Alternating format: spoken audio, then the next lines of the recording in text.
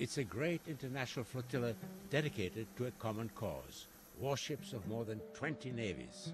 Some of the countries involved, the US and Iran for instance, normally don't see eye to eye on anything. Yet here they are, for once united in a common mission, stopping the pirates who've been seizing ships off the coast of Somalia. Over the past years, Somali pirates have attacked more than 100 ships, holding them for ransom before freeing them and their crews. They're estimated to have got away with $30 million last year. This has disrupted traffic along the busy shipping lane connecting Europe and Asia that carries much of the world's oil supply.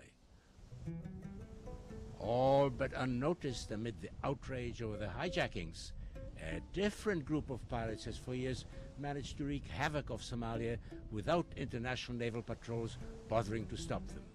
In this case, it's not Somalis who are the pirates, they are the victims. With no government to enforce its sovereignty, foreign ships have been dumping toxic waste of Somalia's coast, and foreign trawlers have been fishing illegally in its waters. Ahmed Hussein is president of the Canadian National Somali Congress. When you see the coverage of piracy in most international media, you don't hear much about the $300 million annually that's lost by Somali fishermen in illegal fishing done by foreign interests.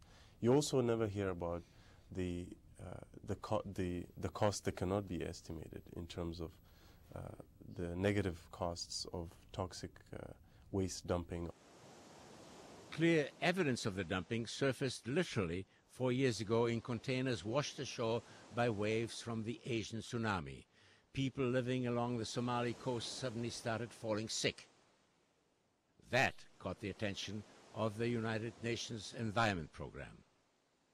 Nick Nuttall is the program's spokesman. There were many, many eyewitness accounts of people with bleeding gums, people with all sorts of skin rashes, abdominal hemorrhaging, and respiratory problems, which were linked with eyewitness accounts of rather large containers being tossed up by the tsunami of 2004 onto the beaches and breaking up.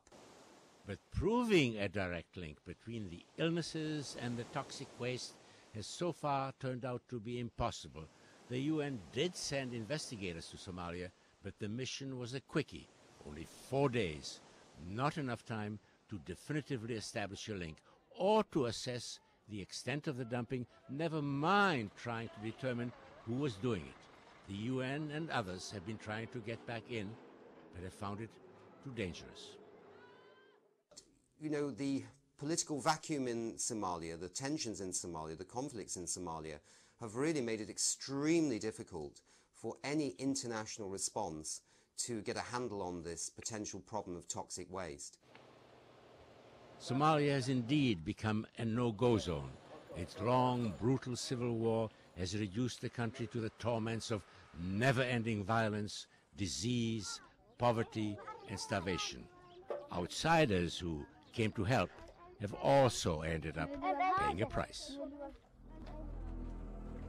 Just think of the humiliating U.S. retreat from Somalia in '93 in the aftermath of Black Hawk Down, the incident in which a Somali mob killed 18 American soldiers from a downed helicopter. It is understandable that outside powers, having been bitten, are now gun-shy about trying to intervene. What is hard to comprehend is why the outside world would make things worse for the Somalis by turning a blind eye to foreigners fishing illegally in Somali waters and poisoning them with toxic waste. Most of the damage may have been done by European ships, but Canada has also played a role, says Bruce Cox, Executive Director of Greenpeace Canada. Some of the toxic waste that washed up in Somalia was uranium. I mean, it shouldn't be lost on Canadians, that there's a 50-50 chance that the uranium is part of a life cycle that ends up in Somalia, but perhaps started in Uranium City in Saskatchewan. Whether it's uranium from Canada dumped on a Somali beach, or pillaged Somali fish, ending up as sushi in European restaurants, he says, is all part of the same problem. It is stolen fish, and a lot of times, I mean, the result is hunger. I mean, we are taking food out of the mouths of others. And, as can be expected, the starving people who've been robbed have retaliated with some plundering of their own. The attacks on foreign ships, Somalis say, started as a reaction to foreign pillagers trying to put their fishermen out of business. And so these Somali fishermen got angry and started to arm themselves and start to basically try to chase away these foreign trawlers who were wrongly fishing within the Somali territorial zone. In the absence of any authority, they saw themselves as acting as an informal coast guard. And after a period of time, the Somali fishermen had it, and they had started taking some of these vessels and demanding a tax. The amounts of money that they were starting to get from these fishing trawlers that were hijacked was so much that they put two and two together and figured, wait a second, why are we doing this small-scale fishing operation when we can start to make a lot of money? So it sort of started to dawn on them that they could turn this into industry, at least some of them. And so, that was the beginning of piracy. The Somali pirates did it, at least in the beginning, out of desperation. The intruders who took over the fishing in their waters did it out of sheer greed. The illegal fishing brought in huge profits.